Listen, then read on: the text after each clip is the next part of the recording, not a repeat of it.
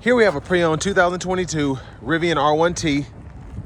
This one is the Launch Edition. Comes in Rivian blue, and then we have that black vegan leather interior. For the powertrain, we have 4 electric motors, 1 on each axle, mated with a direct drive transmission. That gets us 838 horsepower, 905 pound-feet of torque. And then this one has just a little over 32,000 miles. So as we come around to the front end here, we do get our LED daytime running lights, LED headlamps, LED fog lights, and just a nice, sophisticated, futuristic look here. Love the look of the R1Ts especially. Now this is in a lower stance because it's in sport mode. But down here we have 20-inch aluminum wheels. Love the brake calipers as well. I love how the yellow kind of goes with the accents and whatnot, especially in this blue. We get passive keyless entry, all 4 doors. Power window controls are here. Door handle. We get that Meridian elevation sound system.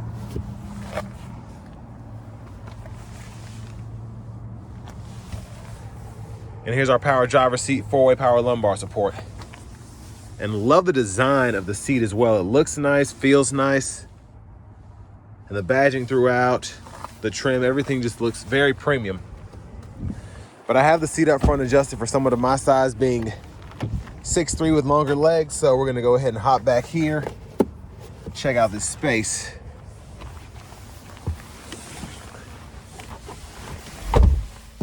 So I didn't close the door all the way, but I'll get it later. Pretty good space back here. I like how, even though my knees are just touching the back of the seat a little bit, the space in between the seat and the rear seat here is pretty good. And just my overall seating position is very, very nice. 3-stage heated outboard seats. We have the quad zone climate control, so you can adjust for either side back here. There's a view of the front from back here. Love the glass roof. Middle seat folds down. Bottle holders are here. Storage right in there. Top tethers for the seats, car seats, excuse me. And then we do have 2 USB-C charge ports down here too. And then a port in the back of either headrest there. And I like this kind of Alcantara-like headliner. But let's make our way towards the back. So there's a way that you can unlock the cargo area here from the actual screen. Once it is actually unlocked, excuse the wind, hit this button here, and this actually releases the latch. And there's your gear tunnel right in there. And you also have 12-volt accessibility here. I think there's 1 on each side, which is nice.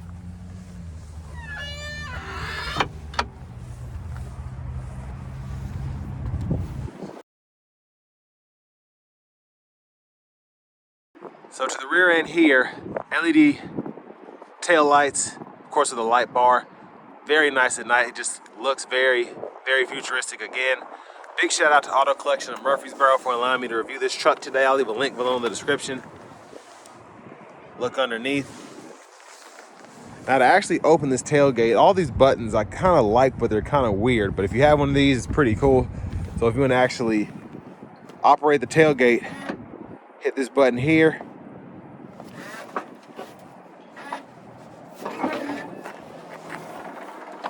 And then if you want to operate the tonneau cover, which is right in there, you can hold this. So pretty cool feature to have, I think. And then you just hold that to get it all the way out.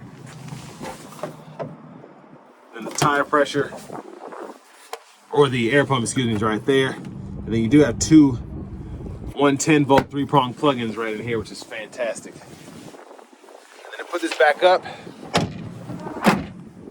close it, and then you can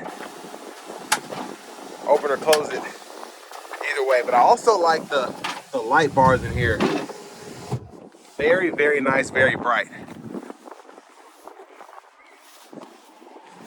Now where this gear tunnel is open, just gonna take a quick look from this side. So there's a 12-volt over there. There's actually a 110 on the right side. I expected it to just have 2 12 volts, but it's awesome that so far we have 3 3-prong plugins within the vehicle. And just a quick look from this side. And then our front passenger seat. Great adjustability with that 4-way power lumbar support, just like the driver's side. And I will say, the Meridian elevation sound system, pretty phenomenal. I tested it out. But you also have the speaker right in here, if you want to take that out, which also, I'm assuming sounds pretty good, excuse me.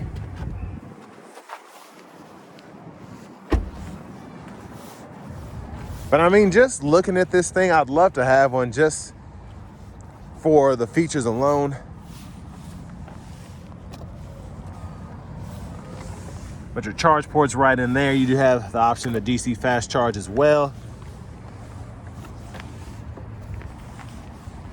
Let's go ahead and hop in the driver's seat. So I'm assuming this is a vegan wrapped steering wheel. And it's very quiet. You're not getting any feedback from the interior for the sound of the horn, which is, I like that. It's weird, but I like it.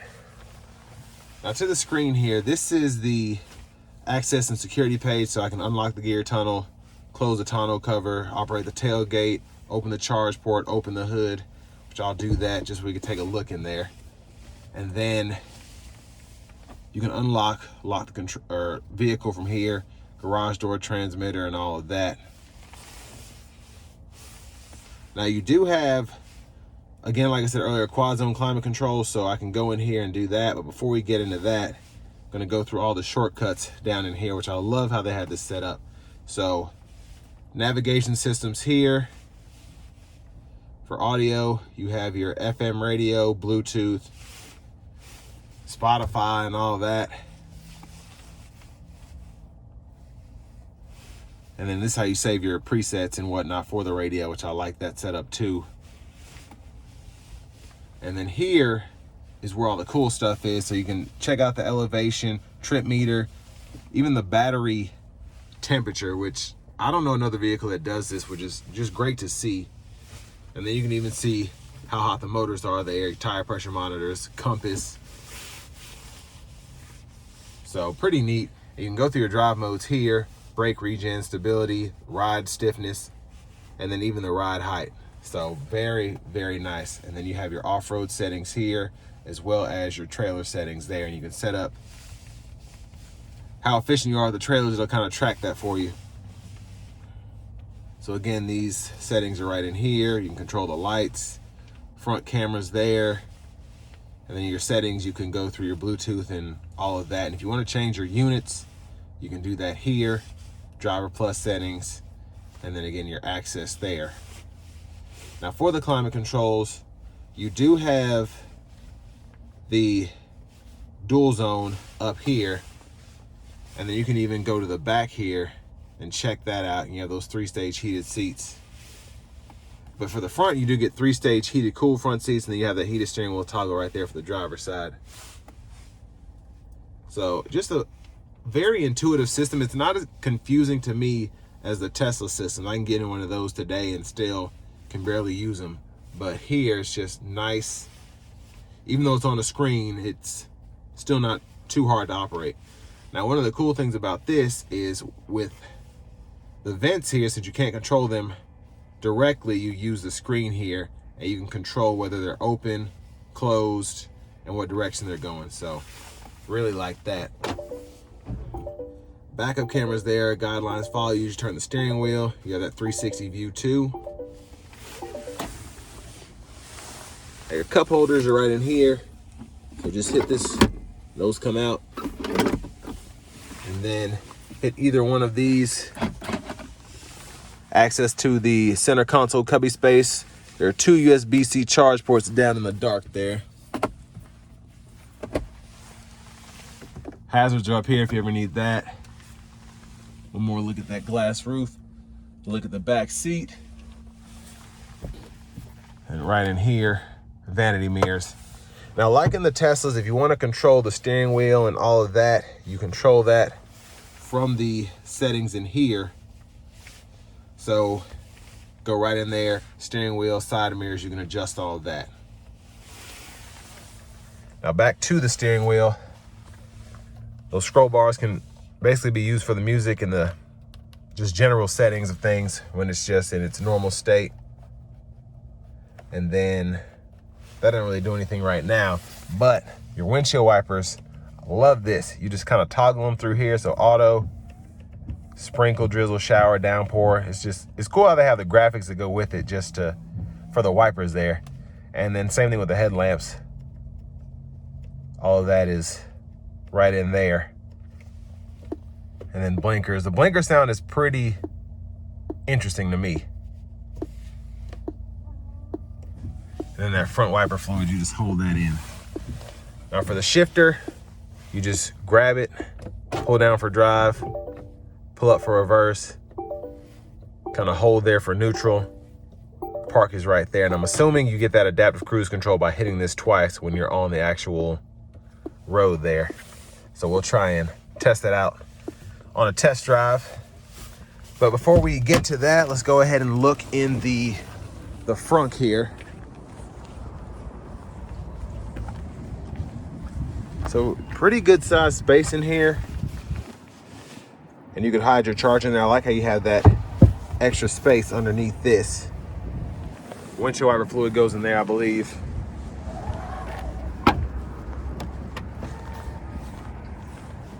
Hopefully I did that right. There might be a button to close it, probably is.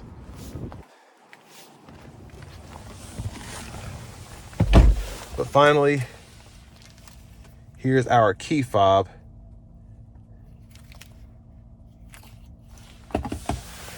But next, let's go ahead and take this Rivian R1T Launch Edition out on the road for a test drive. Now, starting the test drive in this R1T Launch Edition, I did say that front trunk was probably power activated to close. It is. I just tested that out. But I mean, the first impression of this thing is it reminds me of what I would have expected the Tesla Cybertruck to be. Just a smaller version of, this is almost like the Model 3 of trucks, I think. It feels bigger than a Tesla in terms of just driving it like a Model 3 or a Model Y.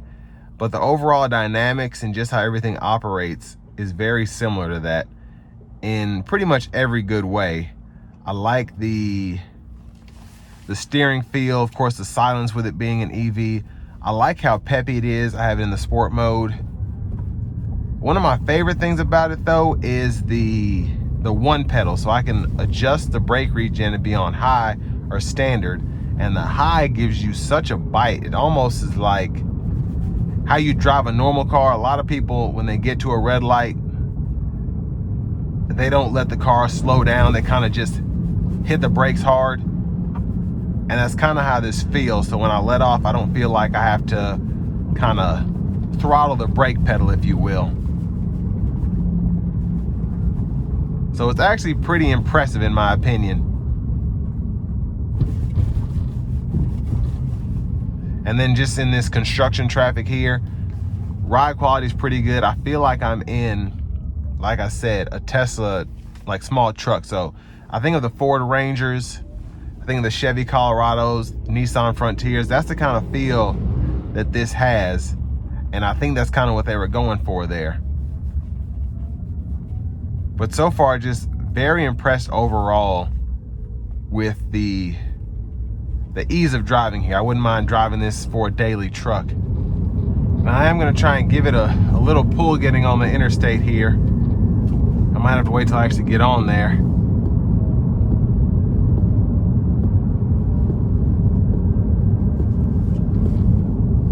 Actually, I have a little bit of room, so this will be fun.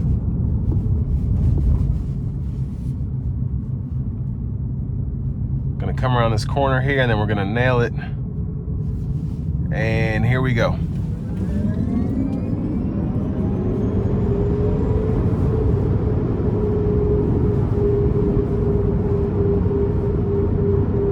So very impressive pull there.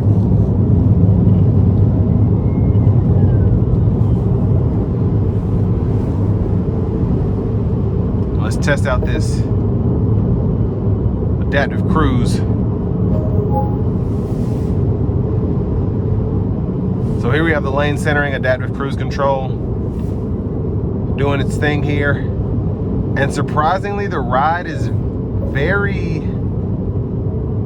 it feels like an EV, but it also doesn't feel as choppy as you would expect, especially if this would be a pickup truck. It rides pretty well down the road. It's not gonna ride as smoothly as a Chevy Silverado or Ford F-150 that's gas powered, but it is pretty impressive.